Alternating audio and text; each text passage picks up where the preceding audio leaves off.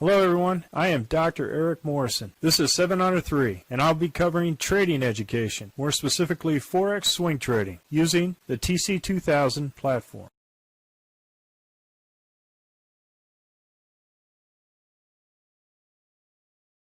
Hello, this is the speed run for the 21 Forex currencies on 10 July at 4 p.m. Central Time. And I'm going to go ahead and start off with this new layout because there's a hat tip to Rick Wise and Danny Benyar, two very brilliant programmers, and as far as being able to calculate the indicators that are required to determine what the higher bias is on the higher time frames, because on the higher time frames it's not the retail traders moving the market, it's those central banks, hedge fund managers, and large banks moving the markets in the direction they want to go. So the big banks and the big money movers for the Forex move the market on the weekly and the monthly time frames. Also on the daily time frames too as well. So what they'll do is they'll slowly put in their positions to edge price to the direction that they want it to go. And what our job is to do is to analyze this overall market to trade with the momentum. As retail traders, we can't direct a market to go either up or down. What we can do though is raise our probabilities to ride the market's momentum. I'm going to start off with the Aussie dollar Canadian now, and for the week we had one small game, break even plus tuna for 2. On there we entered in the trade on that Sunday on the weekly high, and it went above the edge of the floodplain where I moved up on the next day to the RL10, and we were stopped out. No further trades on there. But as you can see here, the Aussie dollar Canadian dollar was in a sideways quiet channel, but continuing to move up gradually along with the overall momentum in trade with the large banks. So let me orient you as I go through each of one of the currencies, the 21 currencies. This right here is the weekly bias. It is indicated if it's going down with a Heikin-Ashi and in accordance with the season. This right here, this column, is a Heikin-Ashi two candle bar in that direction above the RL10. This is the weekly bias along with the season and the Heikin-Ashi direction. So it takes 2 points of input to consider whether the direction is in line with the season and momentum of price or average price here. Here, the two candle Heikin-Ashi signal would have been right here. 2 Heikin-Ashi candles above the RL10 would consider this kind of signal, this light green signal. So you got momentum on the daily and momentum on the weekly indicated by these 4 boxes here. Now here, the 2 candle rule is indicated in this column where it says LFX, which is long Forex or short the Forex, with the first indicators of when to trade a short and when to trade a long according to the 2 candle rule. This still represents the quiet, sideways quiet channel, also in relationship with its average true range. Normal average true range and volatile average true range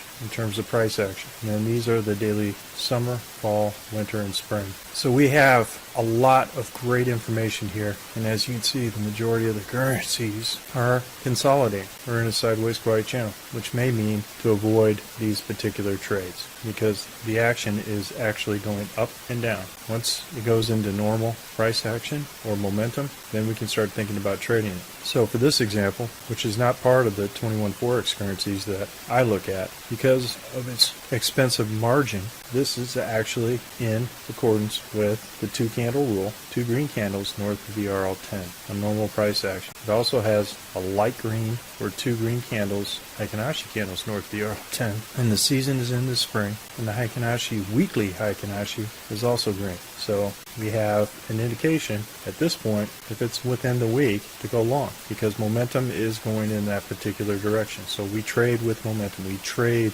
with the large banks and momentum traders. And if I can go to a short, this is the US dollar South African rand. There's 2 red candles south of the RL10, right? And we're in the fall season on the weekly, and we have a red Heikin-Ashi, which is representative here. We also have 2 red candles south of the RL10 on the Heikin-Ashi, which is represented by a light pink or red. So the check for the short is here. If you wanted to go ahead and go short, there's a strong probability of continued price action going to the downside. And I would generally place After this indication, you can place it here at the height of this candle or the height of this candle. Or you can place it at the height of the Heikin Ashi. It is totally up to you. Now, as far as targets go, you still have targets with the Z3 excursion. So this would be the target, and you can place your stop here at the PSAR or any one of these indicator levels. Hump of the dragon, belly of the dragon, it's up to you. The more aggressive it is, the closer it is to price action. But this is what this table represents. And so you can screen for currencies that you'd like to trade,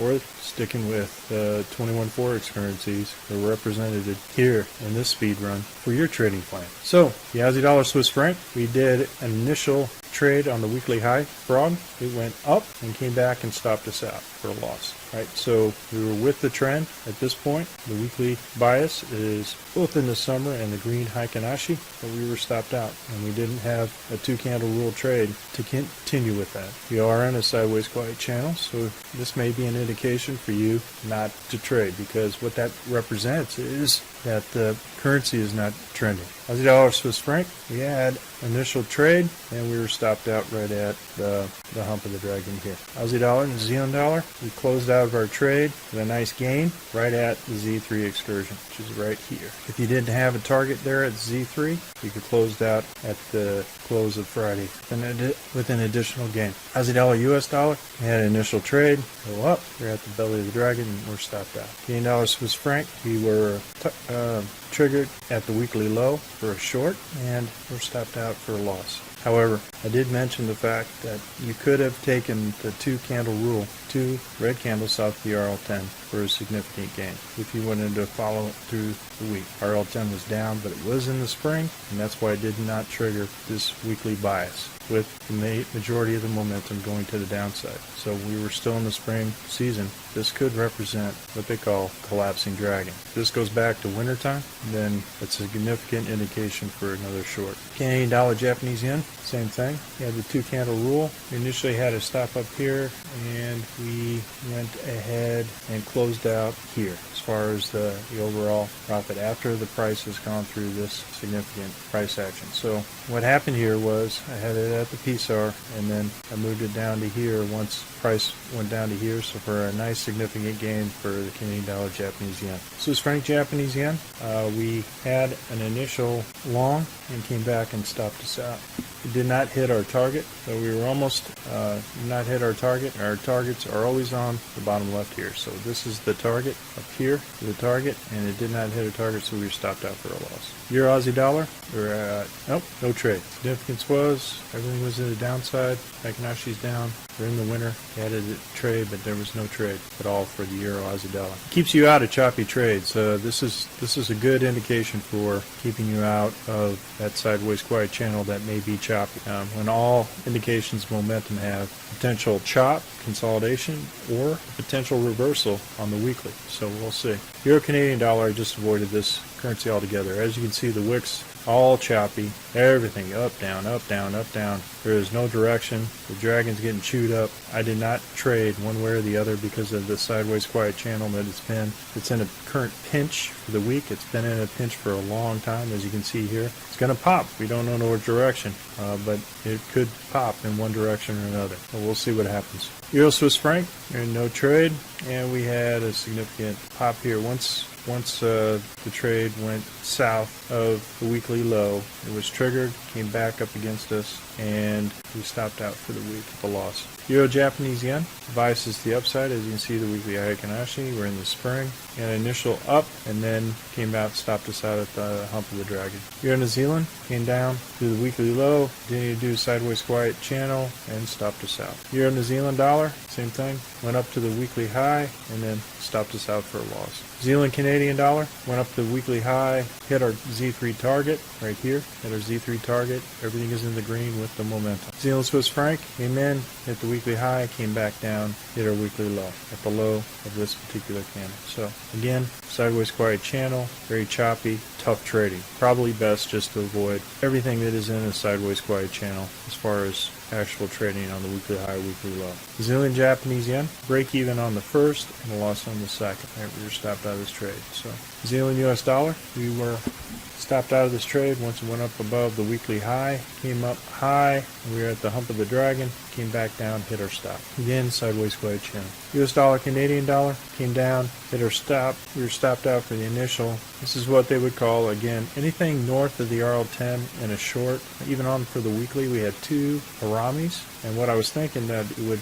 be setting up for a catapult to the downside or the short side, didn't. And as you can see, with the sideways quiet channel, you get into that chop, and the banks just control whatever stops they want to give it. Plus, it was at the 200 moving day average. So what you have here is price action going below the RL10, and I think I moved it to, yeah, I did. I moved it to break even plus dinner for two on the short to get out. But after this particular chop, there is no actual momentum or direction. I did not take the two candle rule above the two candles RL10 because everything was to the red. And as you can see here, we have two candle rule. We got a green candle and a green candle, along with that is not aligned with the overall big money mover or financial head fund manager movements. So we need to make sure that we're in alignment before we do the trade. US Swiss franc went in with this particular trade, had the stop here, moved it down to this trade or this part and closed out there. I didn't move the stop at that point. So